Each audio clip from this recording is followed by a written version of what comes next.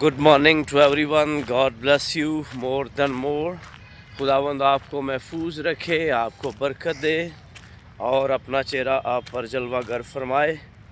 और आज जिस काम को आप शुरू करें यीशु के नाम में पाया तकमील तक पहुँचे. जिसको हाथ लगाएं वो बाबरकत हो. और मैं आज की सुबह आपके साथ एक ब्यूटीफुल थिंग्स, खूबसूरत चीज़, खूबसूरत बात, खूबसूरत ट्रैक्शन आपके साथ शेयर करना चाहता हूँ. जो तकरीबन 2 साल पहले मैंने एक शख्स से ये बात सुनी और आज तक मुझे याद है और इस पर मैं ईमान भी रखता हूँ और इस पर इम्प्लीमेंट भी किया है और करता भी रहता हूँ. तकरीबन 2 साल पहले नारान कगान में एक शख्स जिसका नाम माइक मैग था, जब वो पाकिस्तान में थे तो उन्होंने एक बड़ी खूबसूरत बात जो है वो शेयर की बोट्स के बारे में. 3 किस्म की बोट्स के बारे में शेयर किया उन्होंने. नंबर 1 जो एक बोट है कश्ती जो इंजन के साथ चलती है, जिसमें बड़ा इंजन लगा होता है और उसमें डीज़ल, पेट्रोल, कोई भी जो ऑयल है वो डलता है और वो बड़ी ज़बरदस्त और शोरावर होती है. लेकिन एक वक्त आता है कि वो इंजन ख़राब होने की वजह से या फ्यूल ख़त्म होने की वजह से वो रुक सकती है और रुक जाती है.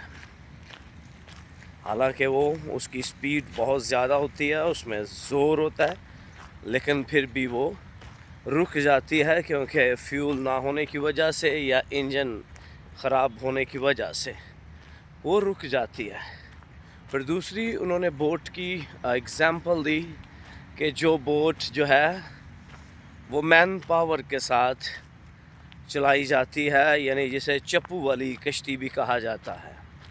तो वो कश्ती भी एक वक्त जो है आता है वो रुक जाती है हवा के मुखालफ सिमत की वजह से या आदमी के थक जाने की वजह से या आदमी के जो है वो कमज़ोर पड़ जाने की वजह से.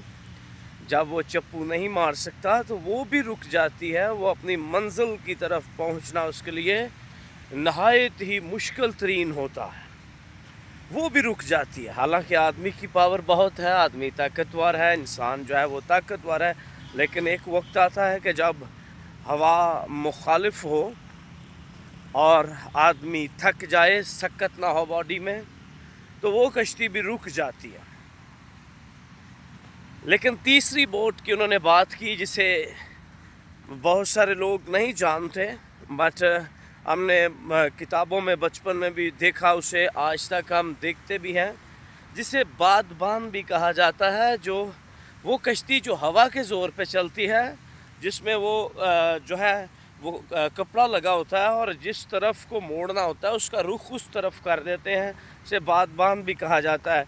जो हवा के साथ चलती है, ना कि पेट्रोल के साथ, ना कि डीज़ल के साथ, ना किसी और फ्यूल के साथ, और ना कि जो है वो इंसान की ताकत पर यानी कि चप्पू मारने पर, बल्कि वो हवा के ज़ोर पे चलती है, हवा के बलबूते पे चलती है.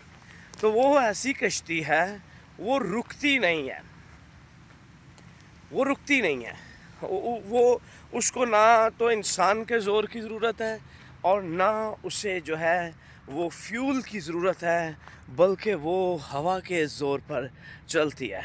तो इसमें जो सबक अमेज़ बात थी वो ये थी कि उस शख्स का ये कहना था कि जो भी काम हम अपनी दौलत पर, अपने टैलेंट के साथ, अपनी अक्ल के साथ, अपनी ताकत के साथ करते हैं, वो काम जो है वो हमेशा तक जो है वो कायम नहीं रहते.